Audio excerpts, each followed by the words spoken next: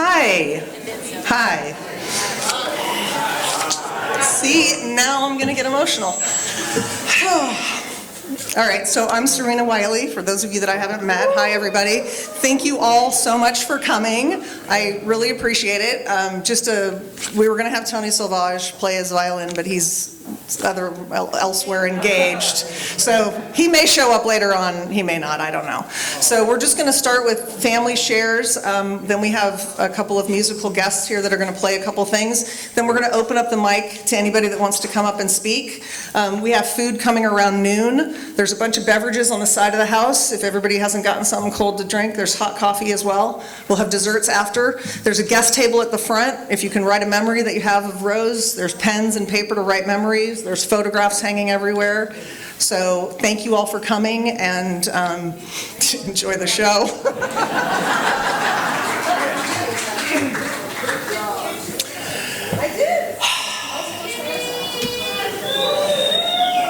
Okay, listen up, y'all. I want you up, get out, and come back with 2 more people. Because we can line the walls and the roof. Thank you all for coming. Thank you to my wife for organizing this madness. Thank you. It takes a mad person. Anyway, really appreciate y'all being here. My mom would really appreciate this. And I can say, yeah, I think she knew every one of you goddamn people.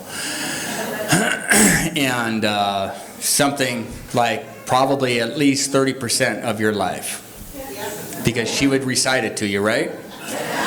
And your birthday, and your lineage, and everything else you might be embarrassed about. Because that was Mom. Believe me, I lived with her. She knew every time I was at the bar. Anyway, this is pretty significant, as you all know. Really the end of an era. Probably the last person who got to actually touch our original pioneers here in this town. You know, her grandfather, Francisco, who didn't want to be here to begin with because his buddy Jesus Santa Maria was here, and he's like, why would I want to live in a place that's named after wood tick, garrapatos? It was not Topanga until probably the 1890s, 1900. You know, you could call it either one. But in any case, Francisco rode up on his horse to the Bay Area trying to find something different than here. And after a year, he came back and decided to cut a trail from Santa Maria Ranch all the way over. And everything he could clear ended up being sold for firewood because there was a firewood shortage in LA. First cash crop. Until he found water that ran all year round, I think. I don't know, I wasn't there. But then my mom's era, you know, it's just like being here in this house. It was very appropriate because it was planned by the community and built by the community. And my folks were very much a part of the community. And then, of course, the best thing they could have done for this community is they had us.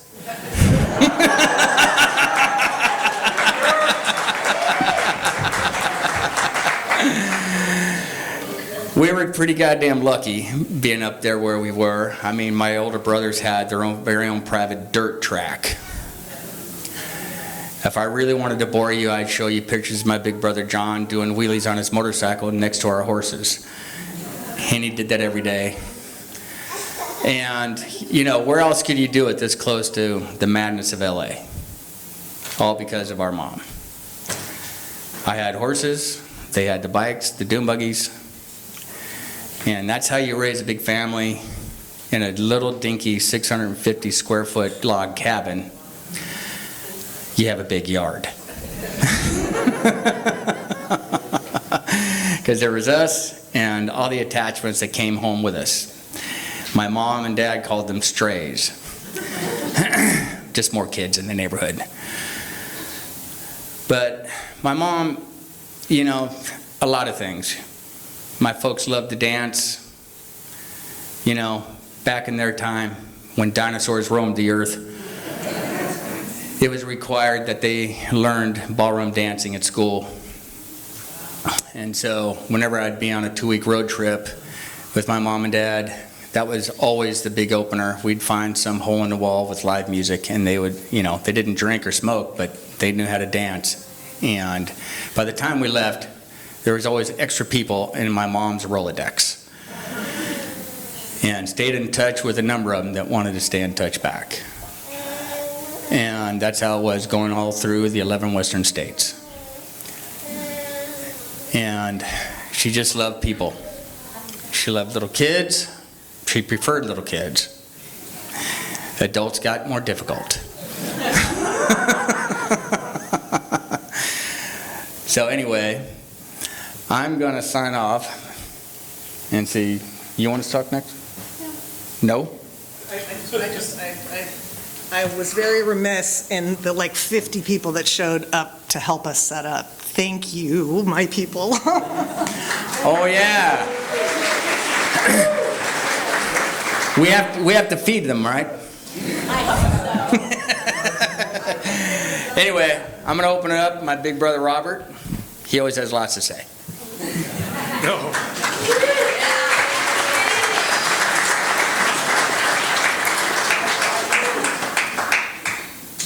Well, the story started in 1931, ended in 25.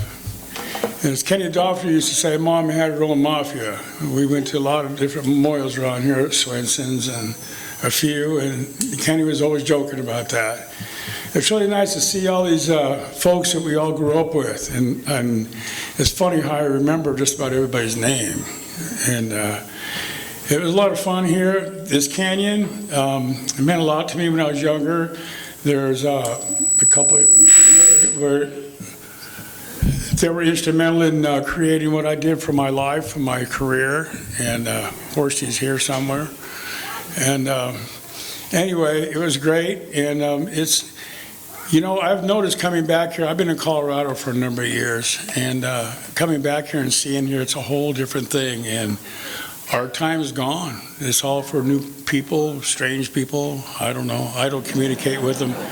I don't communicate with them at all. I try to focus in on them. But it's really good to see all the people and the kids that we grew up with. I mean, there's almost this whole place is full of that are now our age, geriatrics, that we all grew up together as small kids. And it's quite an honor, but thank you all for coming here, and thanks, Serena, for putting this together.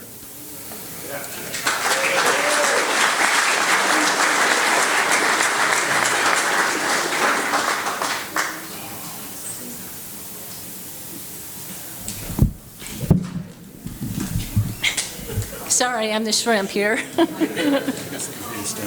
Oh. We got Grandma's stool in the car. No, problem solved.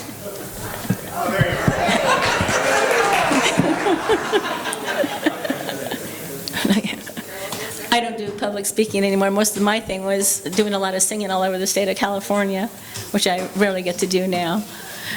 But yeah, my mom was a character.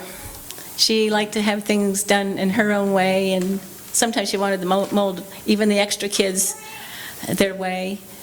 Summer times were always a real treat because we call it the check-in time. Every morning, everybody would be calling us in. Oh, we're coming up to the ranch. Okay. My mom and I would do inventory of how big a lunch we had to be serving. And everybody, all the other parents saying, yay, I get the day off. But time has passed, and it's amazing, how you see people's faces have changed. Everybody else has gone, moved forward and to live their own lives. Because sometimes the canyon does have something for somebody.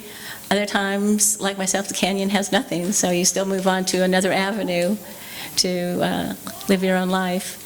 But it's still fantastic to have this whole reunion, because I'm sure a lot of you are seeing other people you haven't seen in years. And this is, I guess, a perfect day for catching up. So please, thank you for coming, and have a great time. We'll square dance later on tonight.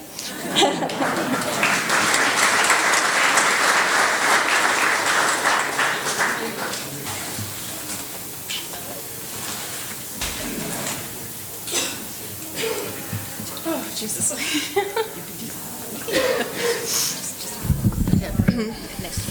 Yeah. Okay, let's hope I can get through this. Not helping.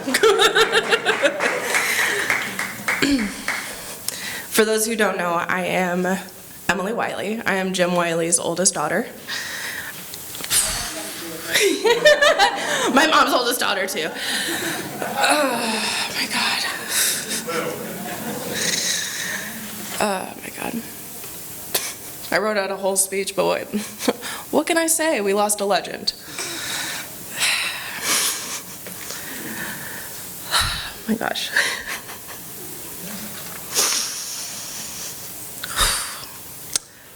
Grandma Rose has been called many things in her long life. A friend, a bitch, a wife, a loving mom, and grandma, and great-grandma. The truest thing she's ever been called out of all of it was loving.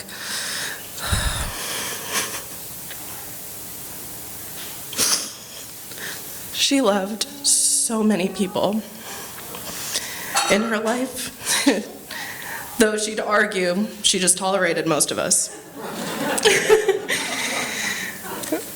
God, she would tell me every time I went wedding dress shopping, sorry, that was not part of the speech anymore.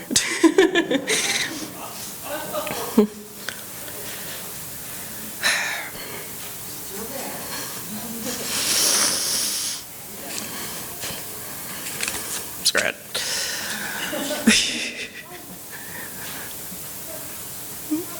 She was such a character. Always told you what was on her mind. Never held anything back, and if she did, you read it on her face. She was so welcoming and so warm. She was tough, but she was fair. She knew all the gossip in the canyon. Always said that the tailor was treated just like a hairdresser. Got all of the gossip. She would always tell me it whenever we would hang out on Sundays, reading the paper, doing the crosswords. She made the best grilled cheeses.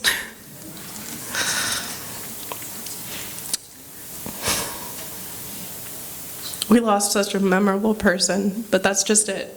She's memorable. So she'll always be with us.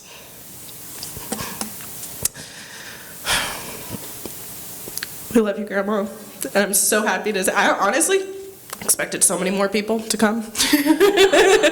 This is low compared to how many people I know she's touched in life. Thank you, everybody, for coming. Thank you for everybody who has helped today. We greatly appreciate it. And I know my grandma would say that she doesn't need all this, but secretly she would be like, yay.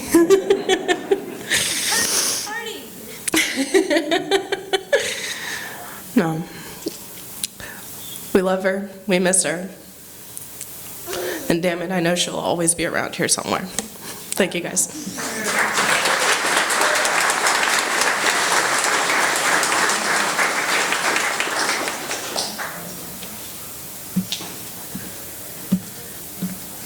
Hello. Oh, God. Okay. All right. I'm Morgan. I am the youngest. I'm the youngest granddaughter. Youngest. Youngest from my parents. All right, let's get this started. So, my grandma, her name, Rosario Gomez Trujillo Wiley.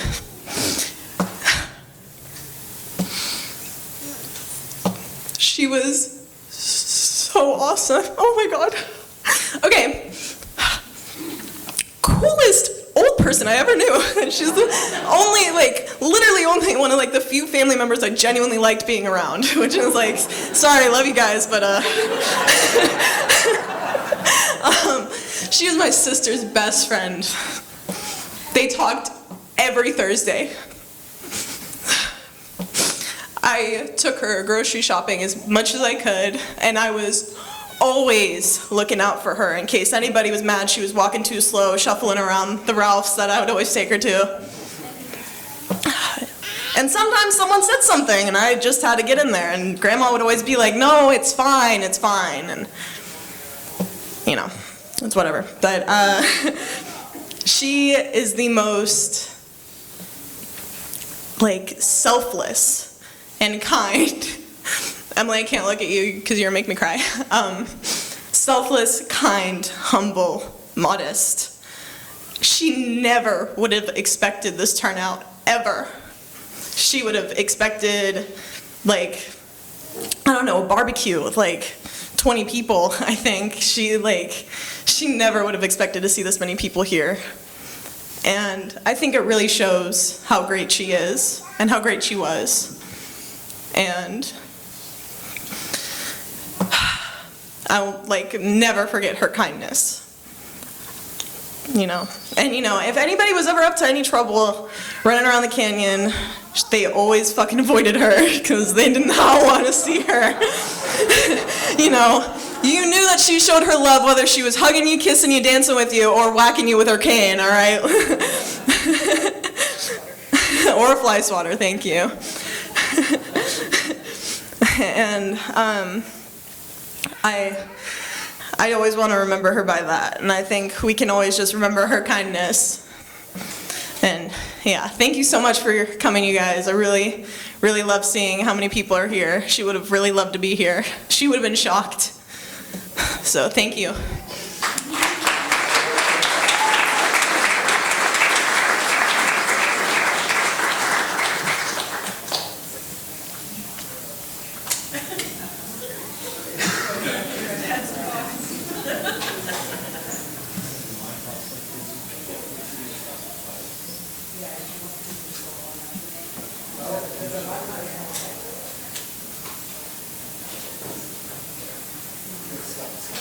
Yeah, I'll stop it.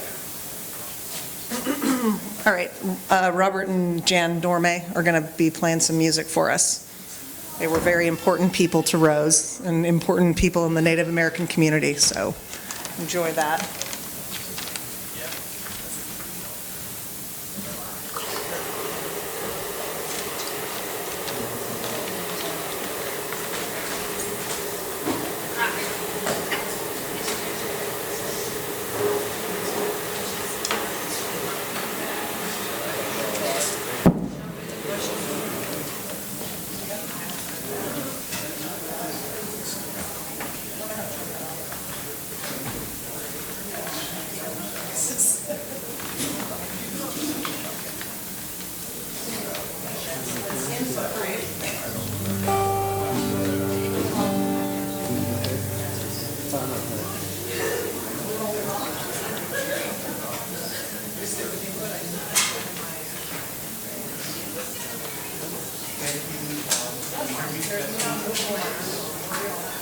Testing 1, 2, is it on?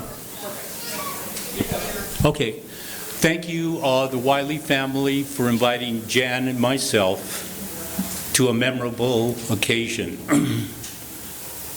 With all special, heartfelt from me and Jan, I want to thank you for giving us the opportunity to share a few songs and a little bit of history. She was so kind to let the Natural History Museum come to her property and do a documentary.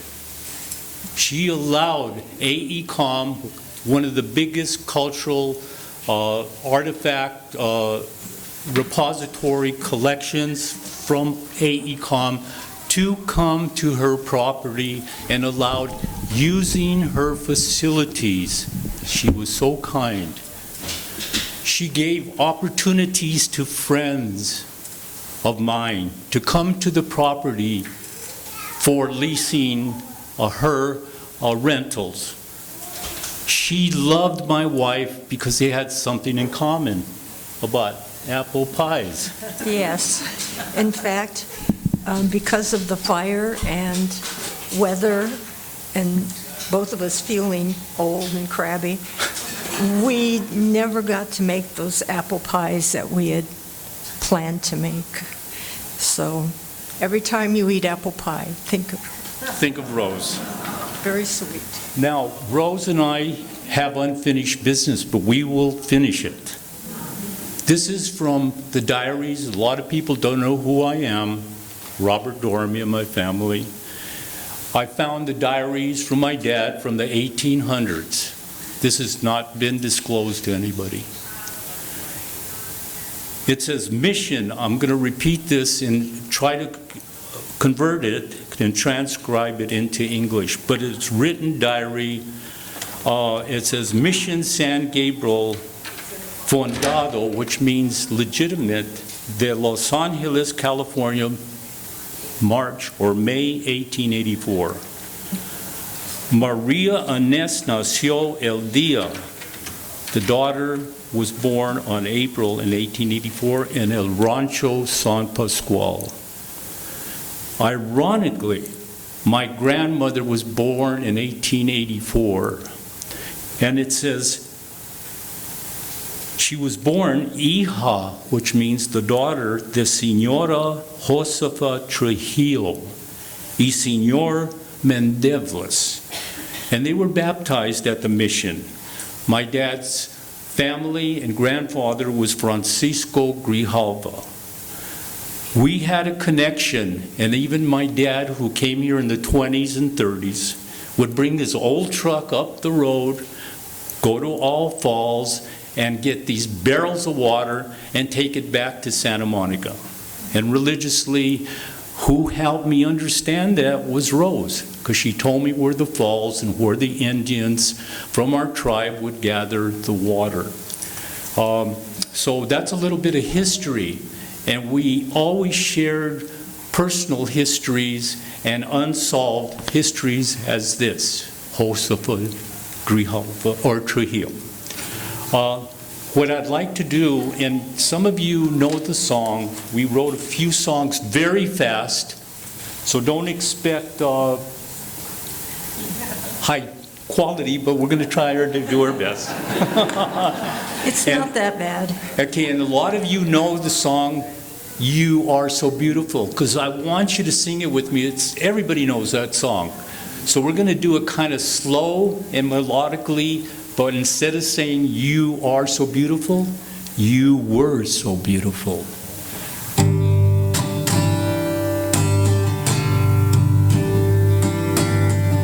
I want to hear you sing it with me. You are so beautiful to me. I don't hear you. You were so beautiful to me. Can't you see? You're everything I hope for and everything I need. You are so beautiful to me. I still don't hear you. This is for Rose. You were so beautiful to me. Can't you see? You're everything I hope for and everything I need. You were so beautiful to me. Yay for her. Janet wrote this. It's a special. You get to hear the first. It hasn't been recorded, but this is for Rose. This is for the family. This is for the Wileys. And of course for all of you. And it's touching, so we did a quick rehearsal, so bear with it. It's called 'Cause I Miss You.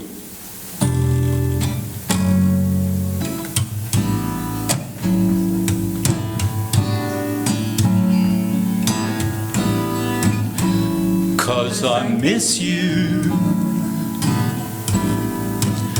I just miss you. Every time I think about you, your lovely face is there, 'cause I miss you. I just miss you. And I know that I'm alone when my heart whispers to me, I miss you. I just miss you.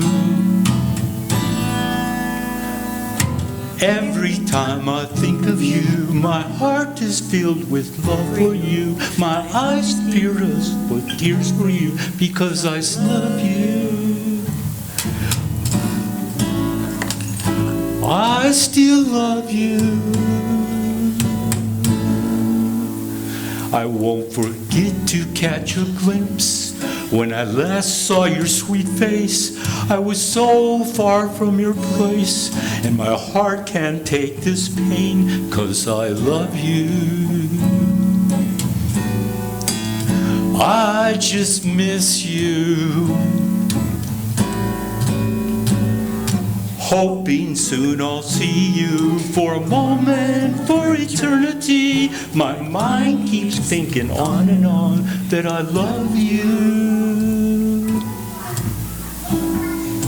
I just love you. And you love me too. Yay, that's the road.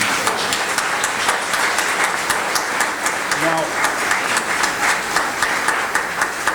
this is from a pocket from an old veteran, and many of you are veterans here, and it's special. This is from him to Rose. When tomorrow starts without me, when tomorrow starts without me, please try to understand that an angel came and called my name and took me by the hand. Sorry. So when tomorrow starts without me, as today and tomorrow, don't think we're far apart, for every time you think of me, I'm right there in your heart. And to leave off with this, a lot of you people are not church people, but with the Cherokee Indians and the Tongva and Chinichnish, our Almighty God, we're believers in the Creator. The Tongva people here from Topanga, where the ocean goes, or where the mountain goes into the sea. Our ancestrals being here and sharing a song that's an old religious song, saying, "This world is not my home." Who knows this song? You're going to learn it. There's got to be somebody.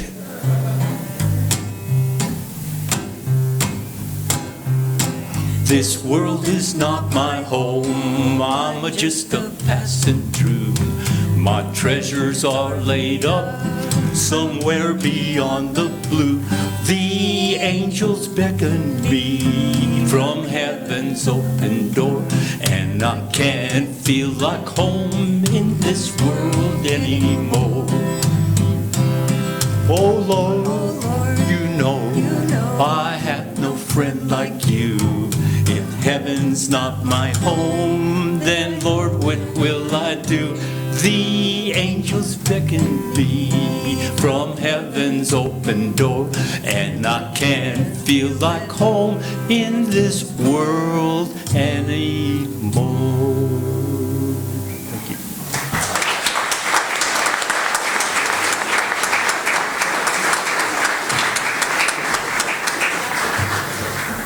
Thank you. Is this one? Doesn't like me. That's the cue that I spoke too much today already. Thank you very much. That was beautiful. We appreciate that. Yay.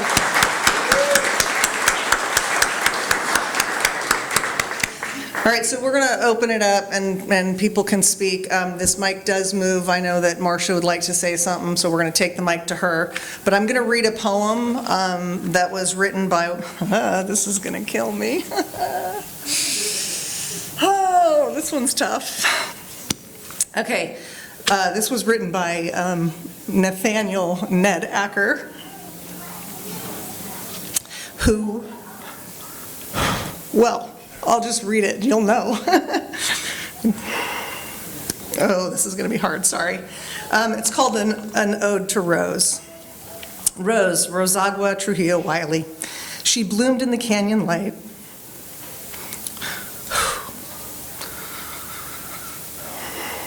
I'll pull it together, sorry. Okay, she bloomed in the canyon light. Her roots sunk deep in its ancient soil. She pulled no punches. She spoke with honesty, clear as stone, sure as the creek water in winter. But her hands were always open for the children, for neighbors, for friends, for anyone who found themselves on the winding roads of Topanga, for those who needed tough love, or for those who were looking for warmth, for wisdom, for home. She was a mother, to her own, to many, to me. She was a wife, steady as the oak, a neighbor, the rhythm of Monte Vista Drive, a friend, the kind who stays long after the music fades, an abuela, a grandmother to her blood and all others under her wing. Rose was the very heart of this canyon, beating steadily beneath the chaparral, palpable under the live oaks around us. As seamless as a seamstress, she wove herself without pretense, but with pride and humility into the fabric of this magical place we call the canyon. Her history ran deep, Rosagua, a Trujillo, and a Wiley both. Her legacy stretches wide, wider than these ridges that we've called home. You can feel it in the hillsides. You can hear it in the hawk's cry overhead. In the coyotes' howl, in the hoot of the owls who grace her property. You can sense it here in the silence between us now. And when the canyon sighs at dusk and when the sky turns rose-colored, we will remember her strength, her laughter, her fierce, unyielding love for you, Rose, a second mother, our first friend, our forever guide. She's blooming, still with us always.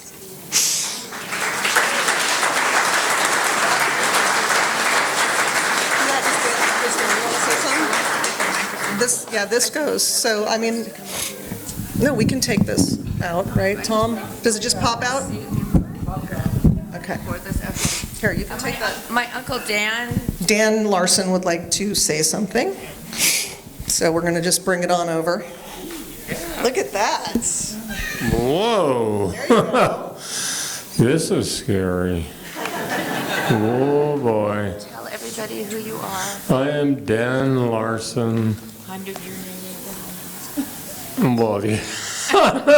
I am a neighbor of the Wileys. I think. No, I don't know these people. Who the hell are you? Anyway, there's this thing that they have that I'm sure they had, because every time I'd call Rose's number, she goes, "What do you do now?" Meaning, and every time it was like, "What? How do you know this?" So they must have had caller ID for me or something. Because it was like she knew immediately. "What do you do now?" And he would, and I'd say, "Well, he's fine. You know, I just have this problem, and I think he might be able to help." And she goes, "I'll give him a call and get him on it." And sure enough, boy, she'd call because he'd call back, you know, in the next few minutes. And it was amazing, yes. It was like, who in the hell does she do to do this? But she was always totally amazing. And we were pretty good friends. And we enjoyed each other's company, if you can say that. Brother No, I don't. same birthday. What? Rose and Papa. Rose had the same birthday as Stan, my brother? Oh, that's bad. Oh, boy. When those two got together. Oh, Jesus. Oh, Lord. Oh, God. I miss her. She is great. She was wonderful. And again, she had the sixth sense. Sick sense, not sixth sense. So there you have her. All right, thank you.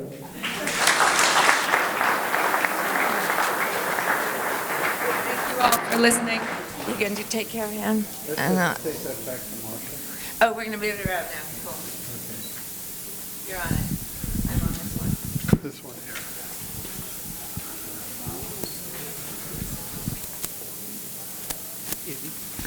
Hello, sweetheart. How do I do this? You just talk, keep it close to your mouth and talk into it. It's supposed to sound loud.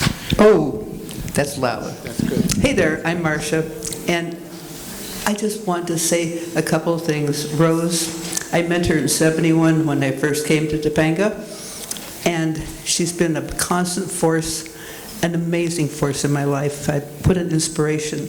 But on a lighter note, I was selling my mom's house in Woodland Hills, and I had Rose Wiley for my realtor in her hot Mustang. Oh my God. She didn't do real estate very long, but it was really interesting. And the house sold. But the other time I was at Vaughn's over by Valley Circle. It was kind of late evening, and kind of quiet. And I looked down the aisle, and there's Rose Wiley. I'm like, oh shit. So I go down there and I give her a hug, and I decided to pick her up and twirl her around. Oh shit.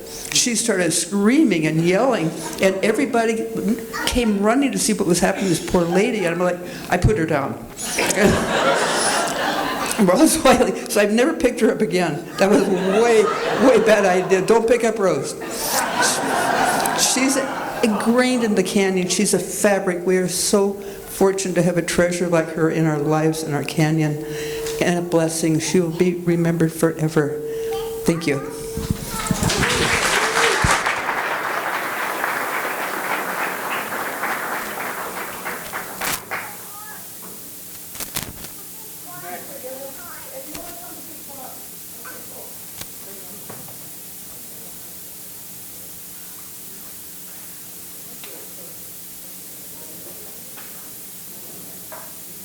Hi, my name is Leslie, and our family name was Huffman, and Rose and my mom were very good friends, and I don't know why I'm so choked up. Okay, so on her last birthday, I called her up, and I said, hey Rose, you know, I'm not doing anything right now. I finished my morning jobs, and what are you doing? And she said she wasn't doing anything. I go, well, I thought maybe your kids would be getting together with you or take you somewhere. No, come on up. Right? So I did. I went up. And even though I've known her since I was 9 years old, it kind of surprised me how comfortable we were with just each other. I mean, usually there's like a family gathering, it's people together and all this stuff, but it was just me and Rose. And we talked, and we chatted, and we gossiped, and we laughed, and we hugged, and it was the most, I was like there the whole entire day. It was amazing. I just was really happy that even though we didn't have a constant relationship, the history that we had together just blended. You know, it just made us comfortable with each other. And of course Rose could talk to anybody forever anyway, you know, but to have had that shared history and having been, you know, growing up in Topanga Canyon, we lived at the end of Cuesta Hollow, which was right next to where the Discovery Inn was. And so walking up up to Rose's house was a bit of a hike, but I did do it a couple of times. We knew where the paths were and stuff like that, and we always watched out for rattlesnakes and what have you. But I still live in the mountains. I'm in the Santa Susana Mountains now because after I met my husband and brought him out here to California, for which, by the way, he thanked me every single day. And he had an opportunity to meet Rose too. So it was really nice that we more or less had a blended family, really. In fact, I babysat her kids. Anybody remember that? I did. Anyway, I'm Leslie, I love Topanga, and I'm a mountain goat.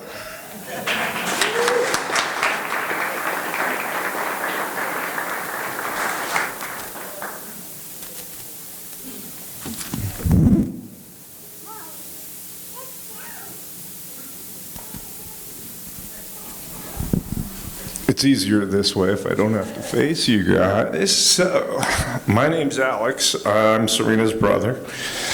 I'm going to be quick and short. When I first met Rose, she scared the hell out of me. And I was pretty much intimidated for a good 20 years. But the happy note is, the last times that I spent with her were some of the best and most genuine, loving conversations. Like a mom, I think she was like that to a lot of people, and I feel very lucky. I'm super sorry she's gone, but I thank everyone here for sharing her spirit.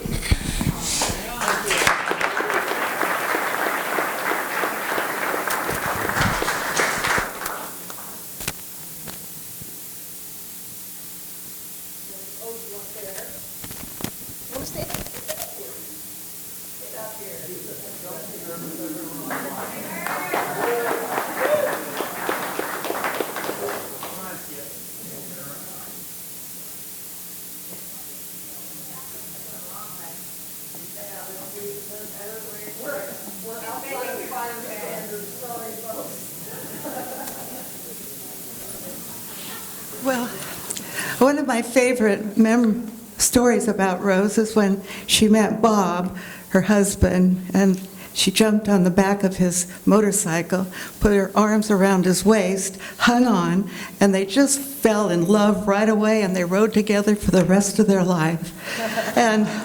But the first time I met her was when she came into the Canyon Gallery, where she made $400 and $500 dresses, for the Hollywood crowd, which at that time was a lot of money.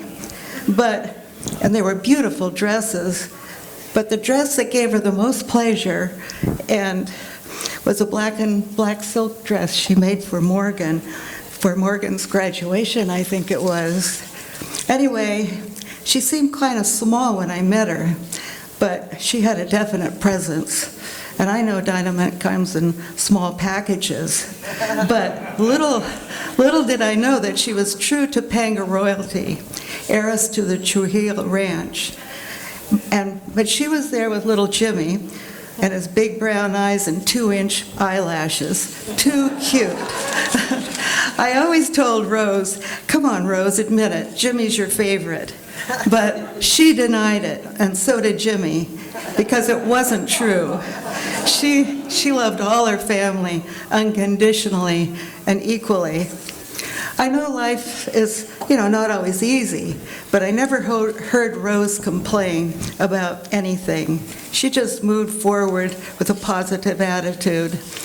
She loved her family, her friends, the ranch, the animals, especially the buckskin quarter horse that she said watched over the kids, her rose garden, and her road trips.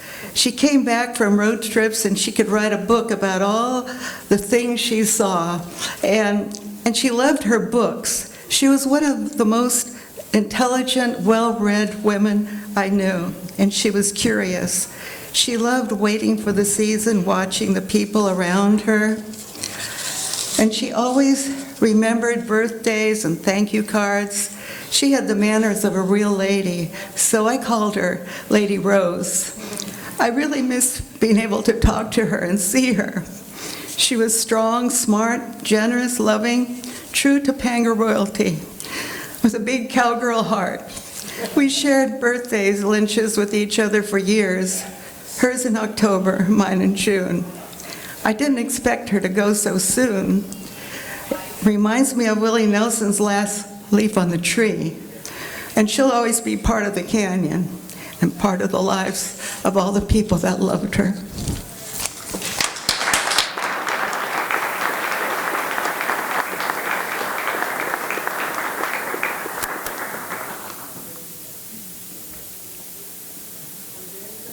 Come up and say something? We're good? Okay. Okay, Jimmy's gonna sign off. We're setting up food outside, and so, oh, wait, we've got another one. Oh, there he is. Where are you been?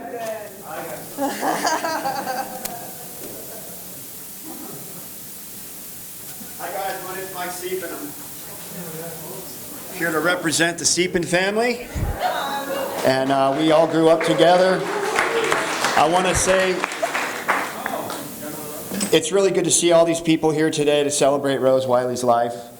It's also truly amazing to sit back and listen to people talk about her, and Ned's poem was really amazing, and it really said it all if you were part of this town back at that time. I live in Northern California now. I drove down the other day, and we've been kind of looking around, and it's really interesting to see some of the changes that have taken place, and I've lived through some of that stuff myself, and it's just interesting to see that, you know, the fires have done their damage, and, you know, the spirit of the canyon is still here. The face has changed, but the spirit remains, and it'll all sort itself out. Rose Wiley was a part of my life for my whole life. I think Jimmy was 2 when I was born, so Jimmy's like my big brother. We've all been very close for a very long time. She always had something to say to me. And it was interesting because most of the time she was telling me that I should be doing something different than I was doing. And she was nice about it in her way, which, you know, is not standard. But I learned a lot from her. And as I grew up and, you know, went through different phases of my life, I've had some really good conversations with her. And I was at her birthday picnic. And, you know, the one thing, like a lot of people have said here, is she always remembered everything. She knew everything. She knew everything about all 6 of my sisters, and she would call out markers, like time markers and stuff, throughout history of our families living together, you know. And that's a rare trait for someone, you know. And it's just really good to be here today, and I want to send, my family said to send their love. So Missy, Judy, Nancy, Katie, Vicky, and Ruthie, and all of the, you know, the offspring of the Cepin clan, and I hope you all enjoy the rest of the afternoon. It's great to see you here today, and God bless Rose Wiley. Thank you.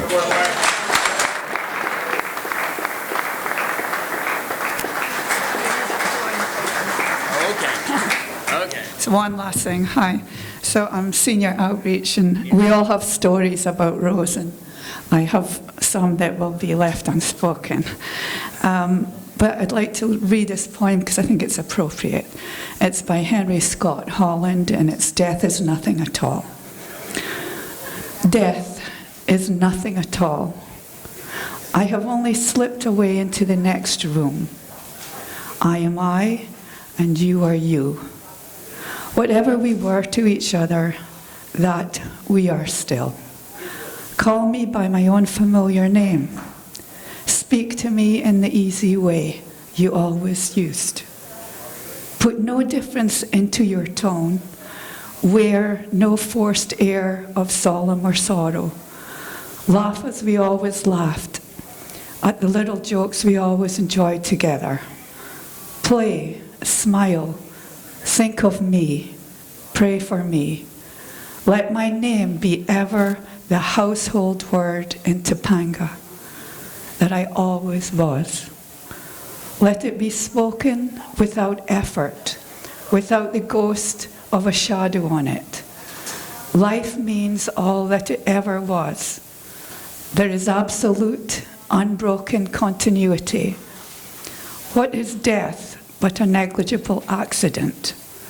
Why should I be out of mind because I am out of sight.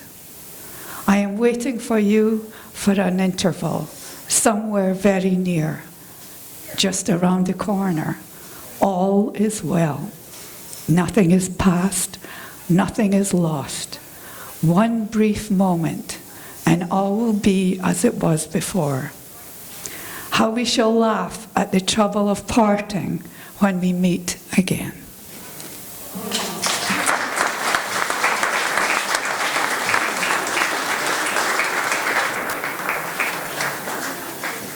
All right, y'all. Have you had enough?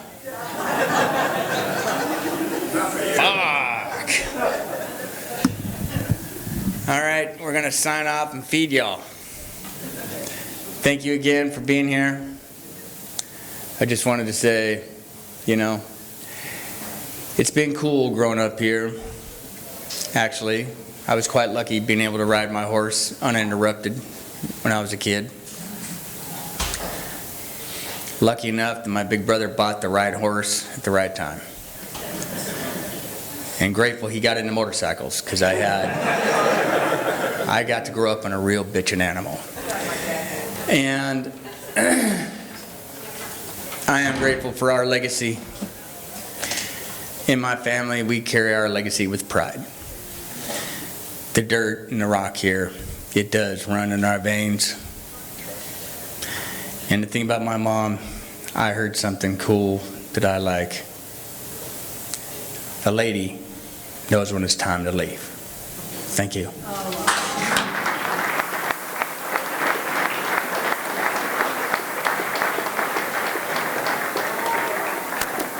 If you think about it, everybody write something on a card by the door.